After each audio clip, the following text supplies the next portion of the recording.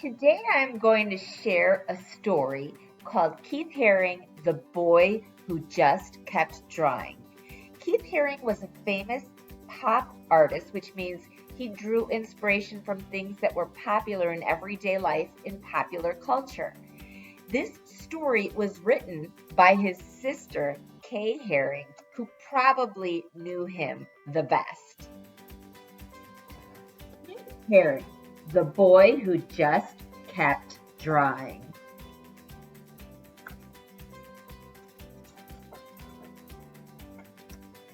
There was a boy named Keith.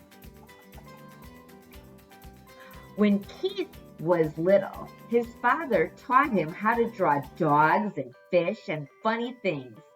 His dad would draw a line. Then Keith would draw one. Soon the whole page would be filled. From that time on, Keith never stopped drawing. In elementary school, while taking tests, Keith doodled on the edge of his paper. When he handed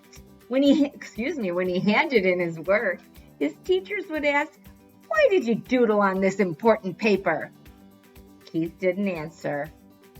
He went back to his desk and just kept drawing. Sometimes Keith invited his friends to draw in his backyard clubhouse. Keith made symbols and said each one represented a letter of the alphabet. His friends asked, "Why do you use symbols to write?" Keith drew more symbols. It was his way of answering their questions. He encouraged his friends to join in. As a teenager, Keith liked to draw in his bedroom. With music playing loud, he would draw on every piece of paper he could find. His mother had to yell over the music, "Why can't you turn that music down and go outside to ride your bike?" But Keith had sold his bike to buy art supplies. So he answered, "Look at the cool drawings I did." And he just kept drawing. When Keith was in high school, he won first prize at his art. A successful couple from town offered to buy his drawing. Keith said, "No, thank you. If you enjoy my art, you may hang it on your wall. No charge." Keith's sisters were shocked. "Why didn't you take the money?" they asked. Keith shrugged. He just wanted to keep drawing. Keith graduated from high school and went to the big city of Pittsburgh to a school that would teach him about art. There were boys on the street trying something new, breakdancing. He liked the crazy shapes of their bodies as they turned and flipped on the ground. While the music played loud, Keith started drawing the wiggly lines. His teachers asked him, "Why are you drawing pictures that look like scrambled bodies? This is not what we told you to draw." Keith knew how to draw. He just wanted to draw in different ways. And he kept drawing. Keith moved to a huge city of New York when he was 20, so he could draw with other artists. He started to draw all over the city on walls, on sidewalks, and on paper that he hung on lampposts. His drawings were washed away by the rain or torn down by street cleaners. Other artists asked Keith, "Why do you draw in places where your pictures are erased?" Keith didn't hear them. He was searching for another wall so he could keep drawing. Keith got a job delivering packages and sometimes rode the subway. One day he saw a panel of black paper on the wall in a station. He rushed outside to buy chalk and came back and began to draw. The white chalk made bright, smooth lines on the black paper. Day after day, Keith filled the empty panels in the subway station with art. Soon, people who rode the subway were looking for the white chalk drawings. No one knew the name of the artist, but his drawings were easy to recognize. People asked him, "Why are you drawing here? What do your pictures mean?" Keith said, "What do you see? You decide what they mean." Where Keith lived, there was trash on the street, and people didn't always say hello to each other. One day, he and his friends cleaned up 20 bags of garbage in front of a long wall. Then Keith painted square faces with smiles and body shapes dancing up and down. The neighbors liked his drawings and stopped to say thank you. A policeman came by and lectured Keith. "Why did you do this?" "I have to give you a ticket because you didn't get permission." Keith paid the fine and just kept drawing.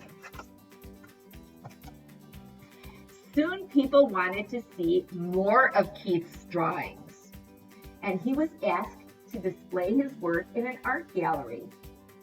Art was hung from floor to ceiling, and in between he painted on the walls. Keith invited everyone to come and enjoy his work. All of Keith's artwork sold.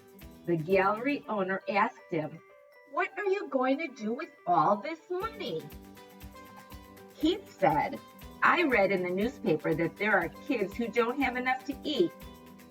I didn't have this money yesterday and I was happy. If I don't have it tomorrow, I will be happy. All children need to eat. I'll send the money to them."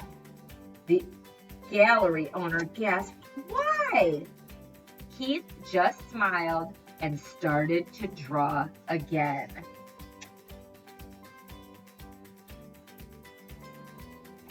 Now, people were inviting Keith to draw in famous museums and exhibit in galleries all over the world. He was proud that he had become a successful artist. But wherever he went, Keith insisted he paint a mural so everyone could enjoy his work, not just the people who had money to buy it. During a visit to Paris, France, Keith painted on the outside of a children's hospital 6 stories high. Newspaper reporters came to take pictures and asked, "Why did you paint at the hospital? Do you think it will make the sick children feel better?" Keith didn't have time to answer. He had to finish painting. When the Statue of Liberty was 100 years old, Keith drew an outline of the famous statue on a huge piece of vinyl fabric. Then he asked 900 kids to help him finish the drawing. Keith told them, "Draw anything, whatever you want. No one can say it's bad or good. It's yours." When the giant painting was displayed, people were amazed to see what Keith and the kids had made. But the art critics couldn't understand why a famous artist was drawing with kids. But you know Keith, he just kept drawing. Keith painted all over the world. He would draw on anything, anytime, anywhere. Wherever he went and whatever he did, he would not stop. He just kept drawing. Now everyone wanted to know, and together they shouted, "Why? Why do you draw all the time? Why do you give your artwork away?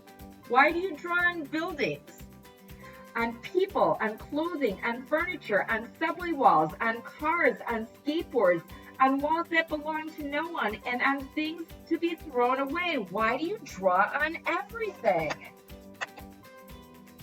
Keith stopped drawing just for a moment and answered, "I draw all the time because there are many spaces to fill. I give my drawings away to help make the world a better place. I draw everywhere because everyone needs art. Then Keith turned back to the street, took a piece of chalk from his pocket, and just kept drawing. And here is a picture of Keith Haring and what he looked like. Sadly, he died in 1990, but we still love his work.